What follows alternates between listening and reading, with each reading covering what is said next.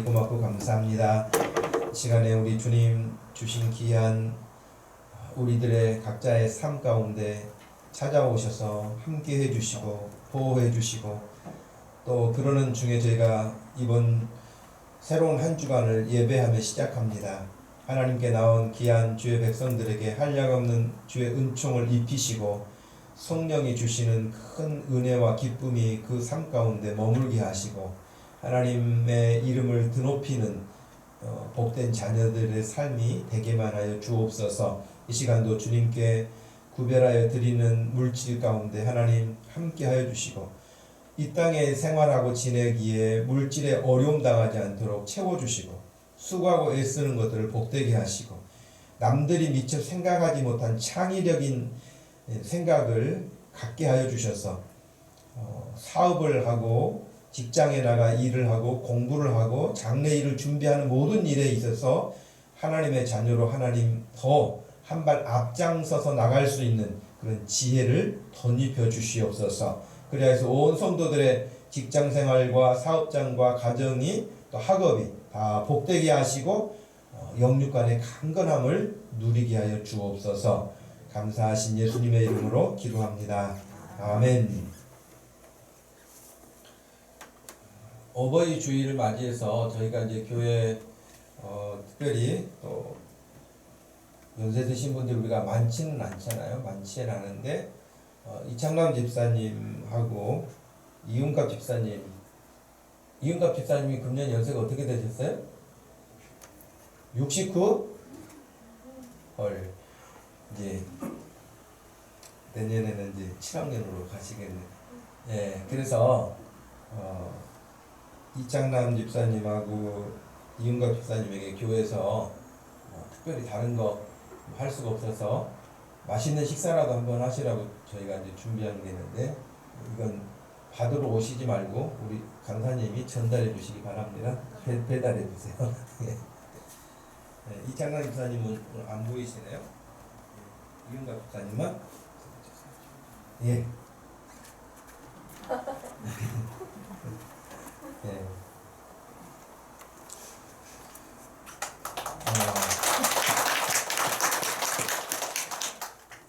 요즘에 다 젊어지는 트렌드니까요. 우리 교회에서는 65세 되면은 어버이 주일날 챙겨드리도록 그렇게 합시다. 65세. 그죠? 그 다음 타자가 이제 박민자 권사님이 이제 올해 몇 세 되신 거예요? 66세인데요. 66? 헐. 야. 내년부터는 이제 우리 권사님도 예, 챙겨드리도록 그렇게 하고 또 허금적 할아버지가 못 나오셨는데 그분이 나오시면은 연세 드신 분이고 그렇죠. 자, 이 시간에는 청년부에서 감사하는 마음, 부모님께 감사하는 마음이지만 더 나은 하나님 앞에 감사하는 마음 가지고 참여하도록 하겠습니다.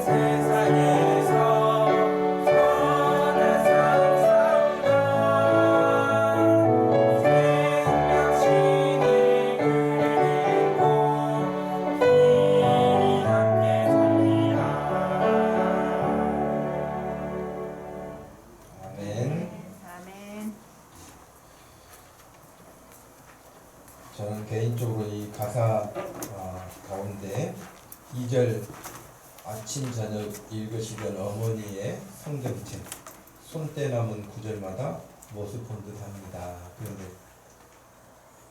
여러분 부모님, 어머님 아니라 아버님 마찬가지겠죠. 그 성경책을 가지고 있기를 바랍니다. 여러분이 늘 성경 읽는 것을 자녀들이 볼 수 있고 또 엄마가 읽으면서 아빠가 읽으면서 줄 그어놨던 거 보면서 또 자기도 새로워질 수 있는 이런 정서가 너무 귀하지 않을까 생각을 합니다.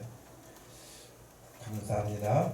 오늘 우리에게 주신 하나님 말씀 마태복음 26장 36절에서 46절 말씀 보겠습니다.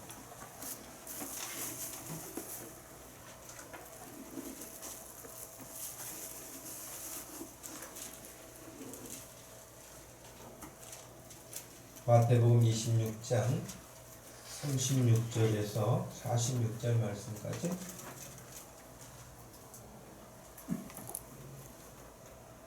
우리 형제들이 먼저 있고 우리 자매님들이 그 다음 있고 그대로 교독하겠습니다. 이에 예수께서 제자들과 함께 겟셋마네라 하는 곳에 이르러 제자들에게 이르시되 내가 저기 가서 기도할 동안에 너희는 여기 앉아 있으라 하시고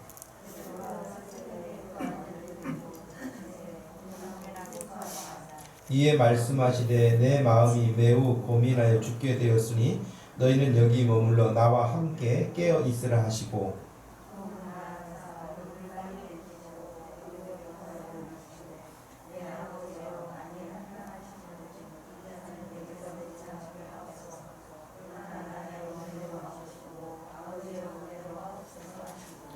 제자들에게 오사 그 자는 것을 보시고 베드로에게 말씀하시되 너희가 나와 함께 1시간도 이렇게 깨어 있을 수 없더냐.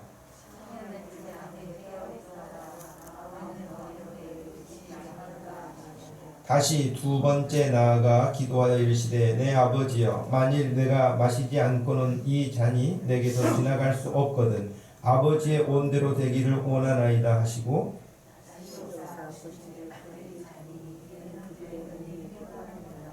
또 그들을 두시고 나아가 세 번째 같은 말씀으로 기도하신 후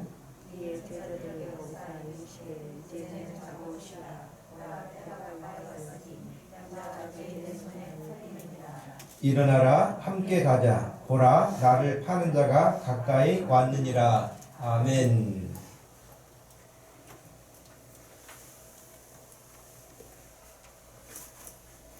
(41절) 말씀에 시험에 들지 않게 깨어 기도하라 마음에는 온이로되 라고 하는 말씀이 있죠. 그래서 오늘 설교 제목도 마음에 온함이 있는가, 마음에 온함이 있는가. 저는 사실 이 본문 말씀을 대하면서 선입견을 가지고 있었어요. 제자들에 대한 어떤 선입견. 그것은 성경에서 이제 익히 알고 있는 것처럼 제자들이 예수님을 따라다니기는 했지만 기도에 관심이 없는 사람들이라고 하는 큰 어떤 선입견이 있었거든요.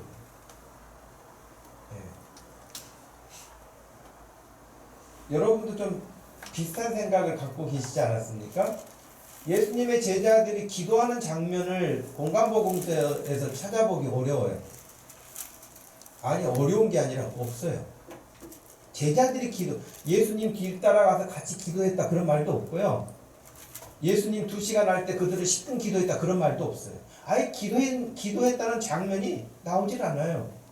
그러니 저도 이제 성경을 읽고 신학을 공부하고 뭐 이런 공부를 거쳐오면서도 제자들은 정말 기도에 대해서는 그렇구나. 심지어 예수님이 질병으로 고통당하는 아들을 고쳐달라고 제자들에게 데리고 왔던 순간에 예수님은 베드로, 야고보, 요한 데리고 변화산이라는 곳에 가셨잖아요. 그러니까 밑에 9명의 제자들이 있었지만은 고치지 못했단 말이죠. 그러나 예수님이 내려오셔서 고치셨고 제자들이 물었잖아요. 그때도 왜 우리는 고치지 못했습니까? 그 말은 자기네들도 뭔가 해봤다는 것이죠. 그때 예수님이 하신 답이 뭡니까? 기도 외에는 이런 일이 일어날 수가 없다 그랬거든요.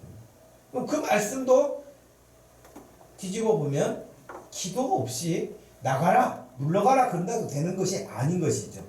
고침받아라 그런데 고침되는 게 아니라는 것이죠. 그때도 역시 기도가 없었다고 하는 것이에요.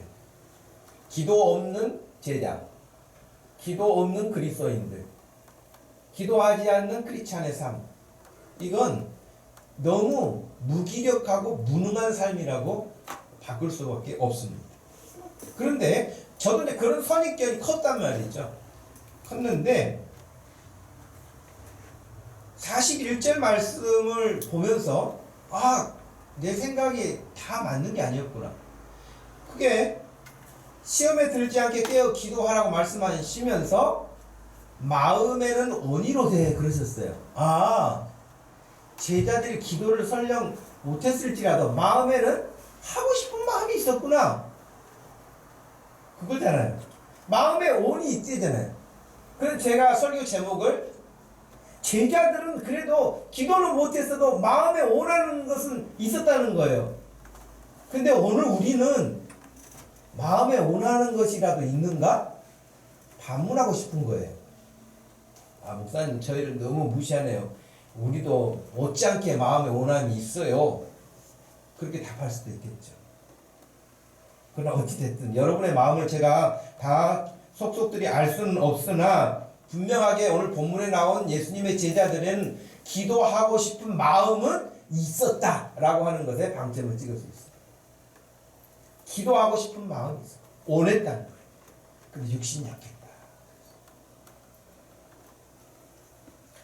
그렇게 이 말씀을 그렇게 하고 생각하니까 제자들이 기도에 대해서 그렇게 무관심한 사람들은 아니었었구나 하는 말씀이 또 생각이 났어요.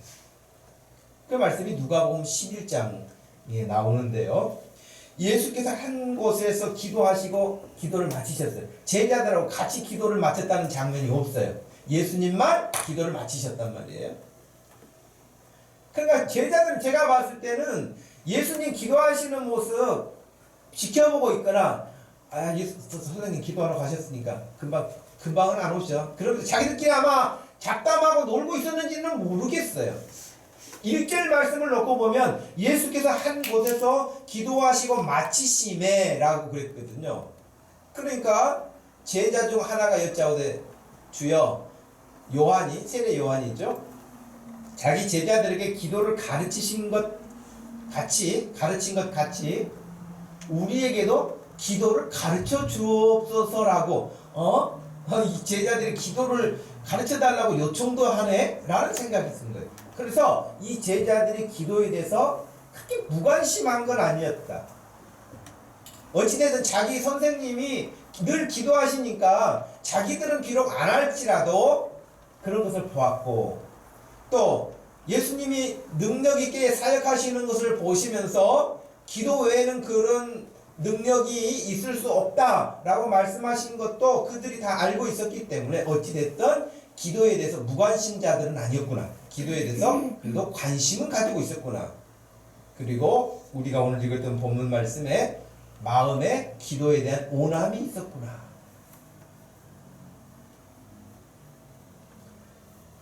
다시 오늘 설교 제목으로 돌아와서 여러분 자신에게 질문해 보시길 바라요. 내 마음에 이 제자들처럼 기도의 온함이 있는가? 내가 좀 기도해야 되겠는데. 저는 이런 기도에 대한 부분을 그 말씀을 생각할 때마다 여러분에게도 몇 번 소개했던 그 조선족 가운데 제가 한 30년 전에 만난 박은혜 전도사라고 하는 사람 이야기를 했던 적이 있을 거예요.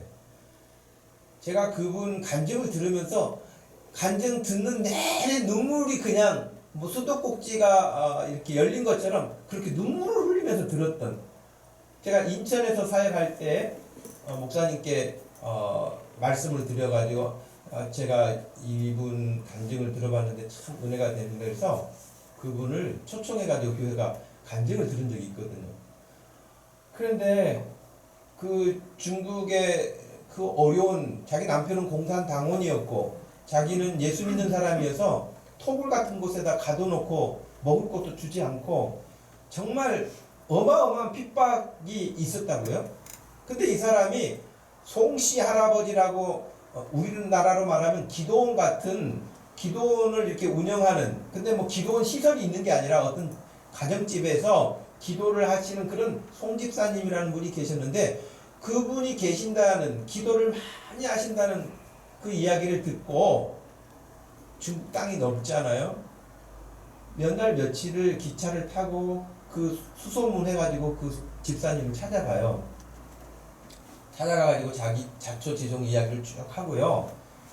그래서 그 송집사님이라는 분은 신유의 은사도 있고 기도를 많이 하면서 참 선한 영향력을 가진 그런 분이셨는데, 그래서 이야기를 쭉 한 다음에 그 집사님, 송집사님이 물어봤거든요.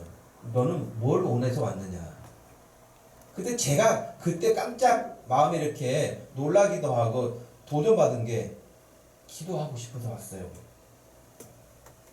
돈이 더 좀 많았으면 좋겠어요. 뭐 자녀들이 원하는 대로 뭐가 됐으면 좋겠어요. 더 그냥 좋은 환경을 만났, 이런 것이 아니었고 기도하고 싶다. 나도 집사님처럼 기도하는 사람이 되고 싶다고. 근데 그 말을 듣는 순간 얼마나 마음에 감동을 받았는지요. 그리고 이분이 진짜 그분이 가르쳐준 대로 금식 기도를 시작을 했어요. 금식 기도를 시작을 했는데 아무 반응이 없었는데, 마지막 금식 기도를 마치는 날 진짜 기도의 문이 터졌어요. 폭포수 같이 터졌어요. 이 사람이 얼마나 이 은혜 전도라는 사람이 말이 빠르죠. 대감기 뭐 3배속 4배속 한 것처럼 말이 빠르요. 어마어마하게 빠르요. 근데 말이 흐트러짐이 없는데, 기도를 하는데 기도가 파워가 있어요. 아주 파워풀해요. 그래서 그때 자기가 금식 기도하고 하나님께서 자기의 기도의 제목처럼 기도의 문을 열어주세요. 기도의 문을 열어주세요. 그런데 폭포수와 같이 마지막 날 터졌다는 거예요. 그 간증을 들으면서 그 이후로도 제가 한 2번 정도 더 들었던 기억이 나요. 처음 들었던 것보다는 감동이 덜했고, 아마 이분이 한국에서 신학대학원까지 공부를 마치고 들어갔는지 지금은 어떤지 제가 모르겠는데, 기도에 대한 온함, 사모함이 그 먼 거리를, 그런 핍박을 받으면서도 그 먼 거리를 갔었고, 그리고 거기 가서도 다른 것을 요구하지 않고 내가 정말 하나님 앞에 기도하면서 나가기를 원한다. 근데 기도를 잘 모른다. 기도할 수 있도록 해주세요. 도움을 받고 싶습니다. 뭐 이런 그의 개인적인 감정을 생각하게 됩니다. 저와 여러분에게 그 박은혜라고 하는 자매가 가졌던 그 마음처럼 그런 사모하는 마음이 있어야 될 줄로 믿습니다. 여기 예수님의 제자들처럼 마음의 온함이 있어야 될 줄로 압니다. 온해야죠. 그런데 원하기는 했지만 기도를 하지는 못했어요.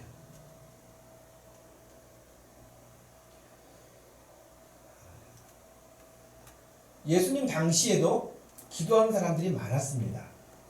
바리새인들, 금식 기도하는 사람들이었습니다. 예수님의 제자들도 그들이 기도하는 거 다 보고 성장했겠죠. 유대인들이기 때문에 그들의 종교 문화에서 어떻게 하고 살았는지 다 보았겠죠. 그러나 그들은 결과적으로 기도에 능한 사람들이 아니었습니다. 기도하는 사람을 옆에서 보기는 했지만, 기도하는 예수님을 보기는 했지만 자기들이 기도하는 사람이 되지는 못했던 것입니다. 그러나 조금씩 마음이 열려서 그렇게 되었던지, 지금 예수님이 이 기도를 하고 계실 때, 오늘 우리가 읽었던 마태복음 26장의 본문은 예수님이 공생의 3년을 마치시는 마지막 순간에 지금 와 있는 거 아닙니까? 그러니 지난 3년간 예수님을 지켜본 그들로서는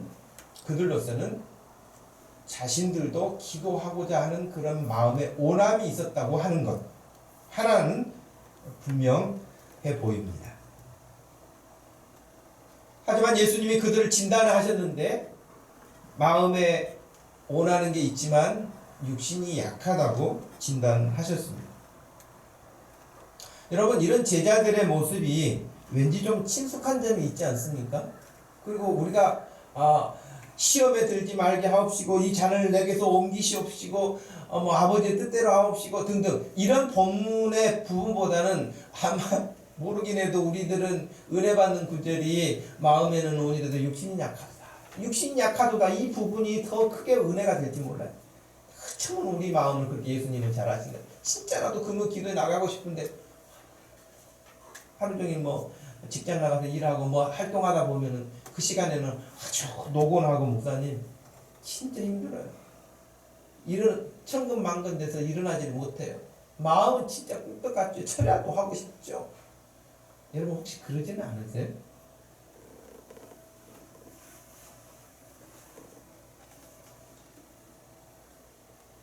여기 지금 예배 드리시는 여러분 가운데 기도 그거 아무 쓸데없어요. 기도 안 해도요 다 살만하고요. 기도해도 아무 소용없어요. 이런 기도 무용론을 주장하는 사람은 없을 거예요.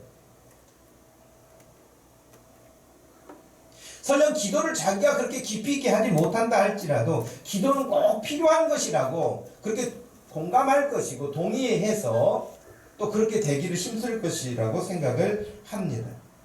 그러면 예수님이 너희들이 진짜 마음에는 오는데 육신이 약하구나 라고 하는 그 말에만 은혜를 받아가지고 그래요 우리는 약해요 우리는 힘들어요 제 마음 아시죠? 이렇게만 해서 끝날 문제일까 하는 것입니다. 오늘 그래서 두 가지를 말씀을 드릴 건데요. 첫 번째는 마음에 원함이 있는데 육신이 약하다. 그러면 어떻게 해야 될까? 약함을 알게 됐다면 훈련하라는 거예요. 약함을 알게 됐으면 훈련하라. 약하다고 인정하면서 아무것도 하지 않는다면 그건 문제이죠. 대책이 없는 것이죠. 믿음은 추상적인 것이 아닙니다.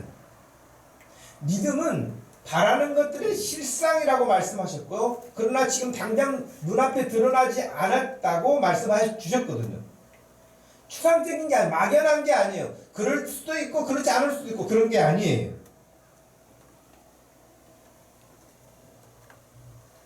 그러므로 믿음이라고 하는 것은 하나님이 우리에게 말씀해 주신 것을 액면 그대로 받아들여서 그 말씀을 믿고 따르는 것이죠. 그런 말씀을 믿고 따르는 실행력이 뒤따라가지 않는다면 아무 소용이 없는 거예요. 부뚜막에 소금도 집어서 넣어야 짜다고 하는 것처럼 말씀이 아무리 좋고 기도가 아무리 좋아도 그것이 나에게 실행력이 없다면 생기지 않는다면 하지 않는다면 아무 소용이 없게 되는 것이죠. 유익함을 얻을 수 없죠. 아마 우리 한국 교회 안에서도 교회 10년, 20년 정도 다니고 나면은 교회 사정 돌아가는 거 빤히 알게 되고 교회 정서적인 거 빤히 알게 되고 그래서 어색한 것 없이 다 그냥 익숙해질 거예요. 익숙해질 것이지만 그러다 보면 그 익숙함 가운데 말씀도 들은 것이 많기 때문에 성경도 읽은 것도 있고 들은 것도 있기 때문에 사람들 앞에서 말할 수 있어요. 기도에 대해서 말할 수 있는 사람은 많지만 기도하는 사람은 적다는 거예요.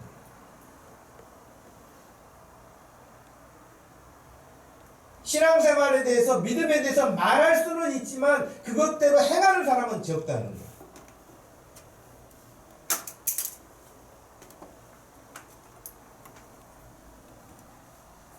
우리가 어떻게 됐든지 간에 육신이 약하다고 하는 그 부분에 너무 매여가지고 한계가 있다, 어렵다, 바쁘다, 시간 안 된다 등등 그런 안 되는 것만 잔뜩 나열해가지고 그렇게 살게 된다면 무기력한 무능한 그리스도인으로 삶을 마치게 될 것입니다. 그렇다면 약함을 알게 됐고 그랬다면 그 다음에 어떻게 해야 되겠는가? 훈련하라. 우리나라 기독교 역사가 140년이 지금 다 되어가지 않습니까? 1884년을 기점으로 복음이 들어왔다고 생각하면은 지금 140년이 다 되어가고 있습니다. 그러나 이 140년 역사 가운데 많은 환난과 핍박과 순교당하는 사람들도 있었는데요. 초창기에 한국 교회가 폭발적인 어떤 큰 부흥을 경험하게 된 것은 1907년으로 알려져 있습니다. 한국 교회사에 보면. 그래서 1907년 1월 평양 장대현 교회라고 하는 교회에서 부흥회가 열렸는데요. 남자가 700명, 여자가 240명이에요. 지금하고 좀 반대죠. 지금은 여자가 더 많고 남자가 적고 그렇잖아요. 일반적으로 보면. 근데 남자가 700명이고 여자가 240명이 참석한 겨울 사경회, 말씀 사경회, 부흥회가 시작된 거예요. 4일부터 매일 저녁 부흥 집회가 시작되었고 1차 성령 강림과 공개적인 회개의 역사가 일어나는 것은 14일 밤에 일어났다고 기록하고 있습니다. 평양에 남녀 학생들과 여성들, 그들도 공개적으로 자기 죄를 회개하는 역사가 일어나요. 그 옆에서 누가 시켜서가 아니라 성령께서 강력하게 그들에게 임하여서 자기의 죄를 막 그렇게 이야기하기 시작했어요. 그래서 그 당시에 파출소에 사람들이 막 몰려갔어요. 나 이런 잘못을 했습니다. 내가 이런 도둑질을 했습니다. 내가 이런 일을 했습니다. 그래서 당황했는데 나중에는 파출소에 있는 순경들까지 회개했어요. 자기네들도 뭐 잘못한 것이 많다. 그러니 이건 어떻게 사람이 다른 힘으로 할 수 있는 게 아니잖아요. 그 회개의 역사가 공개적으로 이렇게 일어나기 시작했습니다. 이것은 결국 전국의 교회로 확산되기도 했습니다. 한국교회사 학자인 옥성득 교수는 이때 상황을 많은 자료들을 통해서 몇 가지로 정리했는데 이런 이야기를 했습니다. 이 부흥회의 회개 역사로 어떤 결과가 나타나냐면 한국 사회 안에 분리와 차별에서 화해와 평등으로 기독교 사회 윤리가 막힌 담을 헐게 했다. 그러면서 네 가지 이야기를 했는데요. 첫 번째, 그 당시 엄연하게 존재하고 있었던 계급이 있었는데 계급적으로 양반도 있었고 상놈도 있었고 직업적으로도 이렇게 나뉘어 있었죠. 계급차별, 인종차별, 지역차별, 남녀차별이 철폐되기 시작했다. 그랬어요. 이 네 가지가 회개하기 전에는 다 당연하게 여기고 그냥 받아들이고 그렇게 살았던 거예요. 차별이라고 하는 것은 여러분 참 해서는 안 될 일 가운데 하나지 않습니까? 우리나라 사람들이 지금 코로나19 때문에 영국하고 뭐 호주하고 이런 데서 동양인 비하하고 차별하면서 테러를 당했다, 폭행 당했다 그런 이야기를 뉴스를 통해서 보시죠. 근데 여러분이 만약에 거기에 여행을 갔는데 여러분이 동양인이라고 하는 그 이유 때문에 중국인인지 한국인인지 구분 못하고 여러분에 대해서 막 코로나라고 하면서 소리 내면서 그렇게 여러분들을 차별하고 폭력을 여러분들이 가한다면 어떻겠어요? 근데 복음이 들어와서 이런 역사가 차별이 철폐되기 전에는 이것은 그냥 너무 일상화되어 있는 삶이었어요. 쟤는 상놈이야. 쟤는 종놈이야. 쟤는 뭐 저런 대우 받아도 마땅해. 나는 이런 대우를 받아야 돼. 이게 너무 당연한 거였단 말이죠. 이 너무 당연한 것들이 철폐되기는 너무 어렵지 않습니까? 그런데 이 회개의 역사로 말미암아서 이런 일이 일어났는데 계급 차별의 대표적인 케이스를 말하라고 한다면 이 옥성득 교수는 그 이야기를 했어요.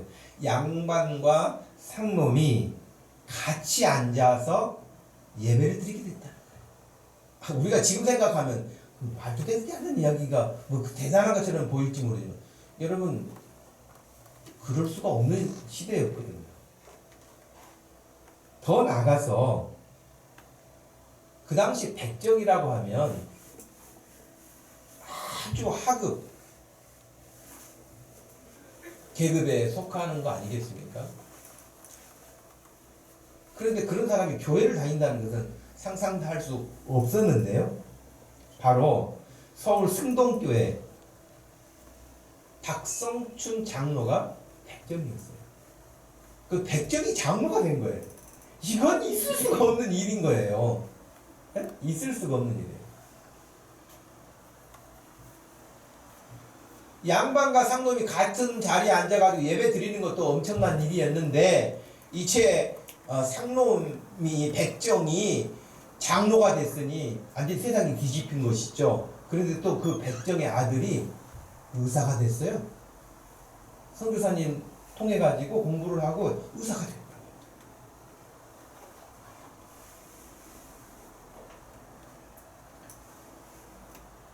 뭐 이런 지역 차별에 이르기까지, 남녀 차별에 이르기까지 이런 문제들이 철폐되기 시작한 것이 기도하고 회개하고 예수 그리스도를 복음으로 받아들여서 일어나기 시작한 것이었습니다. 남녀 차별 문제, 뭐 지금 페미니즘이니 뭐 이런 이야기 다 필요치 않을 만큼 존중했고 그렇게 존중받았고 가히 그 당시 상상할 수 없는 일들을 여성이라고 하지 못하거나 그러지 않았습니다. 그 당시에 여성들 가운데도 신학문을 접하면서 의사가 된 사람들, 간호사가 된 사람들 그 당시에 이미 있었습니다. 더 나아가서 1907년 평양 대부흥 집회가 일어났던 장대현 교회는 부흥회만 하고 끝나는 것이 아니었습니다. 총신대 박용규 교수라고 하는 분도 한국 교회사관 그 역사를 담당하는 교수인데요. 그때 그분이 쓴 글에는 이런 이야기가 나와요. 동서남북, 평양의 동서남북을 비롯해 모두 39개의 교회를 장대현 교회가 세웠다는 거예요. 부흥회가 끝나고 나면. 어마어마한 일이죠. 지금도 아닌데 그 시대에 39개 교회로 분리개척을 하는 거예요. 교회. 그런 결과로 1904년에 9,000명이었던 한국 개신교인이 1910년에 18만 명으로 20배가 성장했다. 어마어마하죠.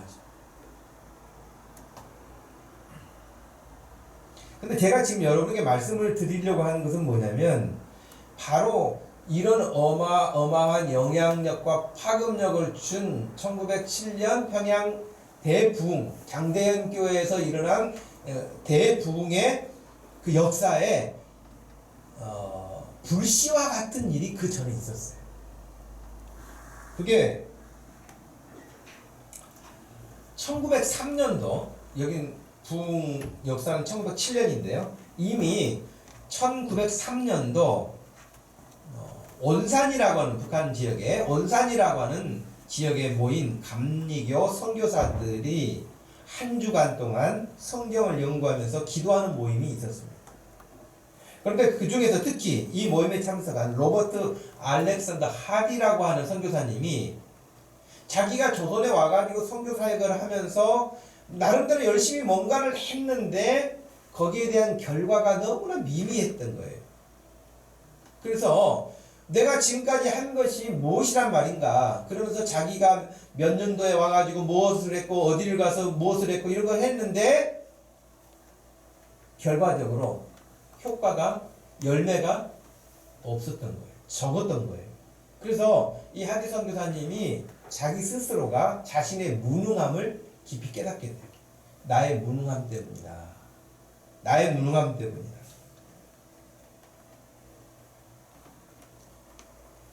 그래서 하나님 앞에 기도하기 시작한 그 일주일 동안 기도하는 그 기도 모임에서, 성경 공부 모임에서 기도하는데, 기도하는 중에 자기가 깨달은 게 있었어요. 아, 내가 영적 파워가 너무 없구나. 영적인 파워가 없구나. 영적인 파워가. 아, 뭐 여러분 육적인 파워는 알겠지만 영적인 파워는 뭡니까?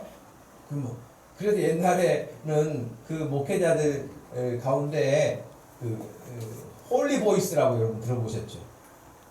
사랑하는 여러분, 뭐 이렇게 한다든지 목소리를 쫙 깔아가지고 막 거룩한 목소리를 낸다고, 흉내낸다고, 뭐 그런 이야기가 나오는 것처럼 그런 식의 어떤 파워가 아닌 거예요. 그냥 아주 평상시에 말하듯이 말을 했는데도 그 말에 힘이 있는 거예요. 근데 이 하디 선교사님이 자신에게 그런 영적인 파워가 없다라고 하는 것을 깨닫게 되면서 기도하는 중에 스가랴 4장 6절 말씀이 번개처럼 스치고 갔다는 거예요. 이는 힘으로도 능으로도 되지 않고 오직 여호와의 신으로 말미암아 된다. 그 말씀이 스쳐가면서 기도하게 됐어요. 그러면서 그것이 출발점이 돼서 전도와 봉사의 선교 사업을 더 힘있게 추진해 나가게 되는 원동력을 얻게 됩니다. 하디 선교사님. 이 일이 점점점 확대되면서 지금 감리교 선교사님이었는데 장대현교에서 장로교 선교사님들과 감리교 선교사님들이 연합을 해서 부흥회를 열었던 거예요. 그것이 평양 대부흥 운동의 촉발점이 됐던 것입니다.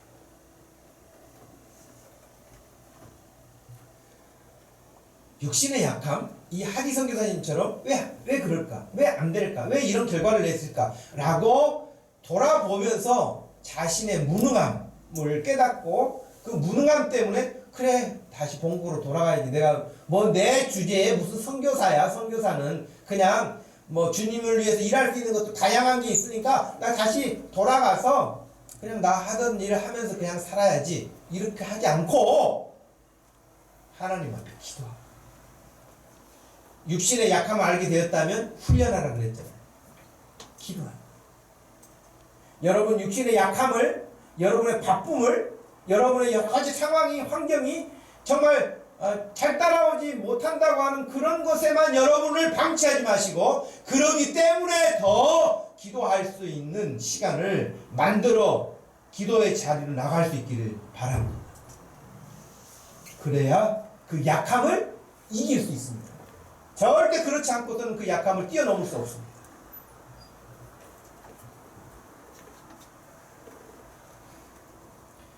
(1904년도) 영국의 상태는 영적 침체기가 들어가던 때였습니다.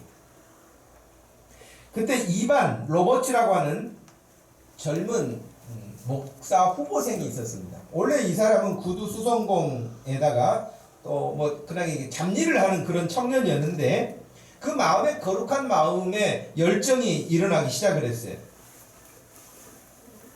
그것은 어느 날 부흥 집회를 참석하게 되는데 그 부흥 집회에서 나를 굴복하게 하소서라고 하는 제목의 설교를 듣게 된 거예요. 나를 굴복하게 하소서. 그냥 여러분 설교 듣고 그냥 끝날 수 있잖아요. 그런데 이때 이반 로버츠라고 하는 젊은이는 그 설교를 듣고 도전이 일어난 거예요. 도전이 일어나서 나를 굴복하게 하소서라고 하는 그 일로 인해서 말씀을 붙잡고 기도하기 시작했어요. 그렇게 기도하기 시작해서 자기가 성직자가 되어야 되겠다라고 신학 공부도 하기 시작했고 그래서 기도하기 시작한 지 10년이 되었습니다.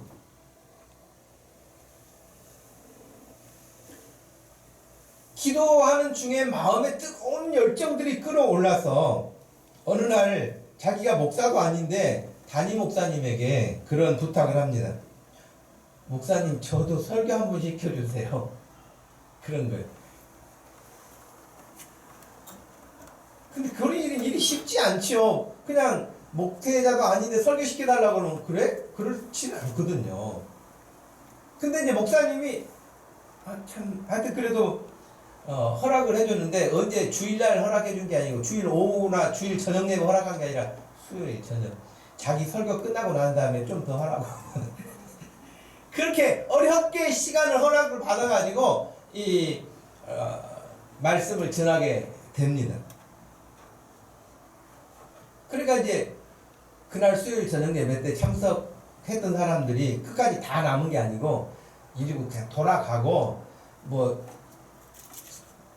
로버츠가 뭐 오늘 그 설교를 한다고 하는데 뭔 소리를 한가 들어보자 해서 남은 사람이 17명이었대요.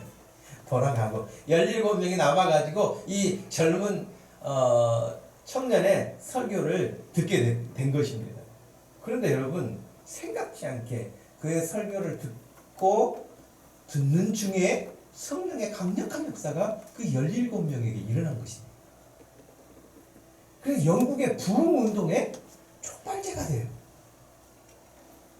여러분 놀랍지 않습니까? 우리가 생각하는 주일 대예배가 아니에요. 흔히 말하는. 혹은 대단한 사람들이 모여서 하는 기도회가 아니었어요. 그리고 강사도 아주 뭐 대단한 사람이 아니었어요. 그런데 하나님은 전혀 생각지 않은 방법으로, 전혀 생각지 않은 환경에서 일하십니다. 여러분 그런 하나님을 기대하시기를 바랍니다. 아멘. 저는 가끔 그런 생각을 합니다. 가피풀이라는 뭐 기독교 사이트가 있는데 거기에 올라오면 한국에 굉장히 요즘에 핫한 목사님들 설교가 늘 올라옵니다.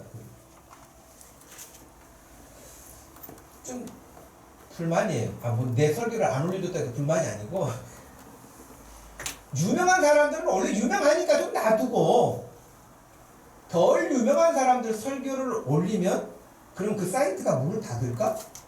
저는 그렇게 생각하지 않거든요.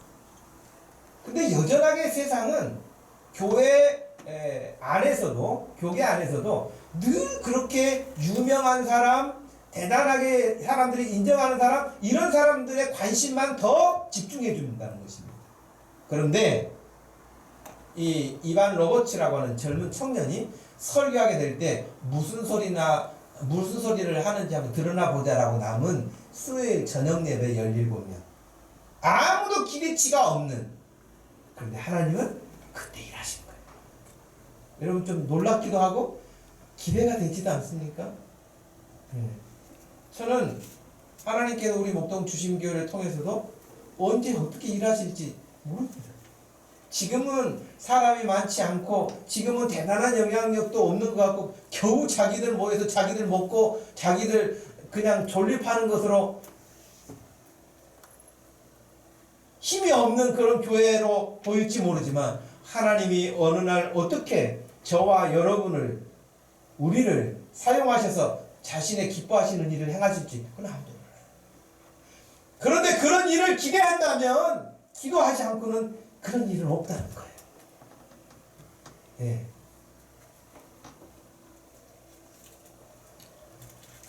여러분 하나님이 하시는 그 일 침체되어 가고 점점 하나님을 섬기던 사람들이 세상으로 돌아가고 교회에 모이는 숫자는 점점 줄어가고 하나님의 선한 일들은 점점 식어져가는 그때에 하나님께서 전혀 생각지 않았던 한 청년을 일으키셔서 부흥운동의 불길을 여셨던 것이죠. 작은 것입니다. 화려하지 않습니다. 제가 온라인 수요일 저녁 기도회를 하자고 했을 때 동의한 사람이 7명이었거든요. 제가 그런데 그때도 거기에 메모를 남겼었지만 기도하는데 7명은 적은 숫자가 아닙니다. 제가 그랬던 거 기억하시죠? 기도하는 7명 적지 않습니다. 적은 숫자가 아닙니다. 그냥 그 방송 틀어놓고 자기 뭐 이것도 하고 저것도 하고 하는 그런 기도자가 아니라 하나님 앞에 마음을 집중해서 모인 7명이 그 시간에 흩어져 있을지라도 마음을 모아서 하나님 앞에 기도하고 나간다면 역사가 일어날 줄로 믿습니다. 그 하나님을 기대하십시오. 자신의 육신이 약하다, 환경이 여의치 않다, 시간이 없다, 바쁘다 이런 이야기에 여러분을 너무 묶어두지 마시고 그러기 때문에 더 하나님 앞에 그 약함을 떨쳐낼 수 있는 훈련의 장으로 삼으시기를 바라는 것입니다. 그러면서 이때 그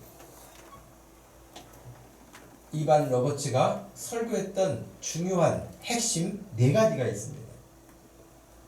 그 4가지 첫 번째는 당신은 생각나는 모든 죄가 있다면 하나님 앞에 고백해야 된다. 죄를 고백해야 된다. 그냥 말씀 전할 때 듣고 성경 보면서 혹은 자기 양심의 가책을 좀 느끼고 그렇게 지나가는 게 아니라 그 죄에 대해서 고백을 해야 된다는 거예요. 하나님, 제가 이거 잘못했어요 라고 그 어떤 죄에 대해서 구체화시켜야 된다. 아까 말씀드린 평양 대붕이 일어났을 때도 사람들이 자기 자신의 죄를 자기만 입 담고 있으면, 입 다물고 있으면 아무도 모르는 그 죄를 사람들 앞에서 공개적으로 죄를 고백했던 거예요. 하나님 앞에서 여러분이 이거 하나님이 기뻐하시지 않은 일이었어, 이거 하나님이 좋아하시지 않았어 라고 생각나는 부분이 있다면 반드시 하나님 앞에 그 죄를 고백해야 됩니다. 그래야 그 죄가 용서됩니다. 하나님은 어떻게 보면 오늘날 우리에게도 그렇게 요구하고 계실 거라고 생각을 합니다. 죄만 짓고 찝찝하게만 생각하지 고백하지는 않는, 그리고 그 삶을 계속 반복하는, 하나님 기뻐하시지 않고. 두 번째는, 당신은 생활 속에서 좋지 않은 습관이 있다면 모두 제거해라. 제거하라는 거예요. 제거하라. 제가 이 텃밭 이야기를 여러분에게 가끔 하잖아요. 상추 씨를 뿌리고 양배추 씨를 금년에는 뿌렸어요. 그래가지고 지금 싹이 나서 간격도 제가 그 사회적 거리두기는 상추에게도 필요합니다. 걔네들이 너무 붙어 있으면 나중에 힘이 없어서 안 되거든요. 그 적당한 거리를 이렇게 유지하면서 옮겨줘야 되고 그러는데, 저는 분명히 상추 씨하고 그 양파가 아니라 양배추를 심었는데 심지 않은 온갖 풀들이 올라온단 말이죠. 그 풀들을 잡초는 제거하게 하는데, 하여튼 그것은 뽑아내지 않으면 곡식을 자라지 못하게 하는 거거든요. 그러니 우리에게 여러분 생활에서 좋지 않은 습관, 여러분 가만히 한번 점검해 보세요. 이거 하나님 별로 기뻐하시지 않을 것 같다. 그럼 제거하세요. 삭제하세요. 그렇지 않고 우리의 육신에 약하다는 타령만 하고 있을 수는 없다는 것입니다. 세 번째는, 당신은 성령님의 인도하심에 즉각 순종해야 된다. 즉각 순종하라는 거예요. 예를 들면 오늘 지금 기도할 마음이 있기는 한가? 라는 제목으로 설교를 들었다고 한다면, 나에게 그런 것을 돌아보고, 지금 당장 즉각 돌아보고, 그런 일이 있었다고 한다면 순종해야 될 일이 있다면 순종하고, 제거해야 될 일이 있다면 제거하고 하는 것을 즉각적으로 하라. 내일부터가 아니에요. 오늘 즉각적으로. 마지막 네 번째는 그가 증거하기를, 당신은 그리스도를 증거하기 위해서 대중에게 나가야 된다. 누구에게 나가서 복음을 전해야 된다라고 했습니다. 그렇습니다, 여러분.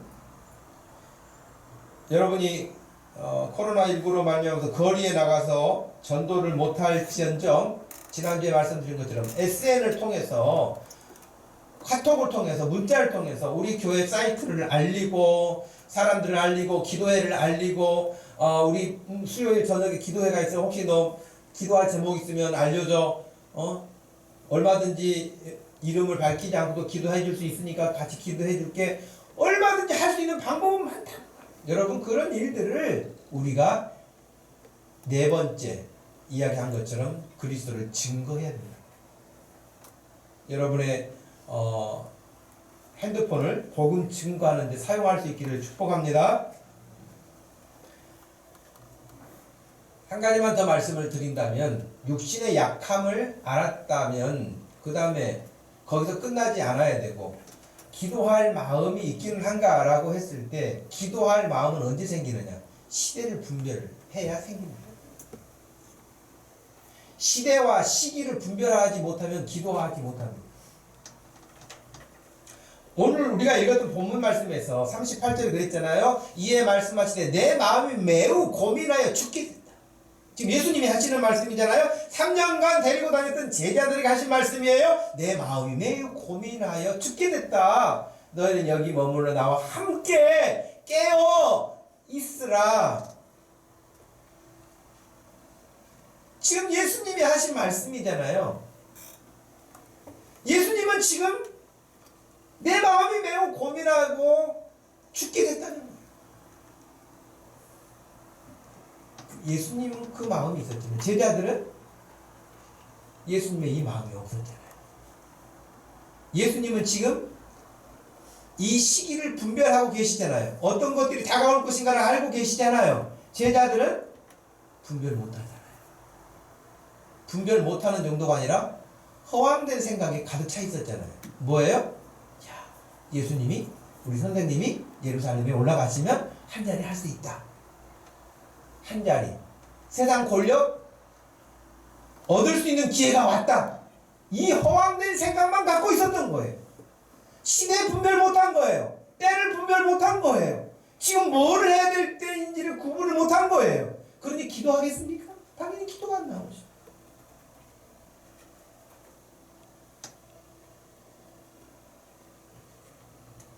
예수님이 간절하게 기도하시고 40절에 오셨어요. 부탁했지만 40절에 오사, 제자들에게 오사, 그들이 자는 것을 보시고 베드로에게 말씀하시되 너희가 나와 함께 한 시간도 이렇게 깨어 있을 수가 없더냐. 그러면서 시험에 들지 않게 깨어 기도해라. 그랬습니다. 깨어 기도하라는 말씀은 몇 번 반복이 됩니다. 여러분의 지금의 삶은 어떠합니까? 지금 무엇에 힘쓰며 살아야 할 때라고 여러분 생각하십니까? 우리가 일상을 살아가고 직장을 나가고 사업을 하고 뭘 공부를 하고 하지만 그 하는 목적의 중심이 어디에 있습니까? 그것이 예수님처럼 때를 분별하지 못하면 기도할 내용이 없고요. 기대할 이유도 없는 거예요. 사람들은 지금 오히려 교회가 아니라 일반 세상 역사학자들이나 미래학자들은 코로나19 이전의 삶으로 돌아갈 수 없다고 지금 계속 말하고 있습니다. 이전에 코로나19가 발생하기 이전의 삶은 우리가 잊어야 된다고까지 말합니다. 다시는 그렇게 못 돌아간다고까지도 말합니다. 그러나 정작 우리는 예수 믿고 있으면서도 시대를 분별하는 그런 사람들처럼 분별력도 없고 그냥 언젠가 끝나겠지, 언젠가 그냥 괜찮겠지 라고 막연한 생각에 그냥 사는 거예요. 그럴 수는 없다는 거예요, 여러분. 시대를 분별하지 못하면 하나님이 쓰시고자 하는 그 시대의 크리스찬으로서의 역할을 감당하지 못하고 끝나게 되는 것입니다. 그러므로 기도하는 자리로 나오십시오. 말로 기도해야겠다고 하지 말고 기도하는 자리로 여러분의 몸을 가져다 놓으십시오.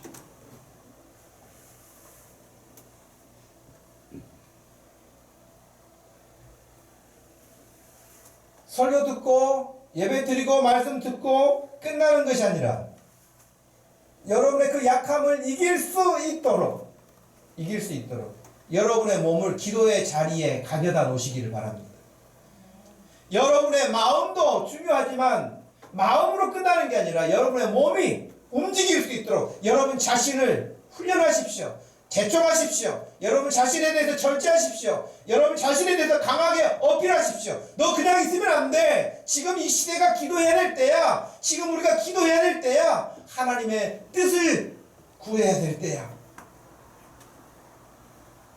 여러분의 인생의 중심이 그렇게 하나님을 향하여 나가게 될 때에 하나님은 여러분을 통해서 우리를 통해서 하시고자 하는 일들을 이루어 가실 줄로 믿습니다. 기회는 여러분, 기회는 항상 있는 게 아니라고 늘 이야기하죠. 오늘 43절 이하의 말씀에 이렇게 되어 있습니다. 다시 오사 보신즉 제자들이 자고 있으니 이는 그들의 눈이 피곤함이로라. 또 44절에 그들을 두시고 나아가 세 번째 같은 말씀을 하신 후에 이에 제자들에게 오사 이르시되 이제는 자고 쉬라. 보라 때가 가까이 왔다. 때가 가까이 왔다. 인자가 죄인의 손에 팔리느니라. 46절 일어나라 함께 가자 보라 나를 파는 자가 가까이 왔다. 이제 그 예수님이 기도 부탁했을 때 그 기도의 때는 이미 지나간 거예요. 굉장히 여러분 중요한 거예요. 그때는 이미 지나가 버리는 거예요. 그러니 지금 기도할 때입니다. 기도해야 합니다. 나라적으로도 교회적으로도 여러분 개인 인생사에 있어서도 반드시 기도해야 될 때입니다. 기도하지 않고는 하나님의 뜻대로 살기 어렵습니다. 기회가 지나가기 전에 여러분 기도의 자리로 나오셔서 기도할 수 있기를 바라고 하나님의 선한 역사에 쓰임받을 수 있는 복된 인생들 되기를 주님의 이름으로 축복합니다. 기도하겠습니다. 하나님 아버지 고맙고 감사합니다. 오늘 또 귀한 시간을 통해서 주의 말씀을 다시 증거하고 말씀을 받습니다. 하나님 우리 마음에 참으로 기도할 마음이 있는가 우리 스스로가 점검할 수 있는 시간이 되게 하시고 마음이 있다면 육신에 약하다고 하는 것에 묶여 있지 않고 떨쳐버리고 일어나서 그 약함을 주님이 주시는 능력으로 채우고 이길 수 있는 파워풀한 그리스도인으로 살아갈 수 있도록 우리 한 사람 한 사람을 붙잡아 주시고 이끌어 주시고 강권하여 주시옵소서. 예수님의 이름으로 기도하옵나이다. 아멘. 다 같이 자리에서 일어나셔서 369장